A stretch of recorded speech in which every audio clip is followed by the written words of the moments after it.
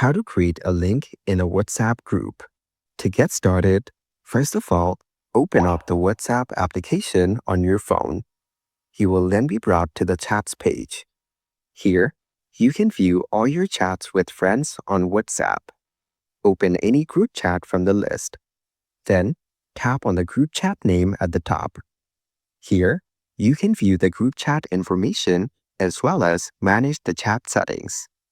Now scroll down to the Members section and tap on Invite to Group via link. This is the link to this chat on WhatsApp. You can send this link on WhatsApp, or you can share this link with friends on other platforms. You can also copy the link and share it with your friends. In the QR code option, you can generate a QR code which your friends can scan to join the group chat. You can also reset the link if you want by tapping on Reset Link. Following these steps, you can easily create a link in a WhatsApp group.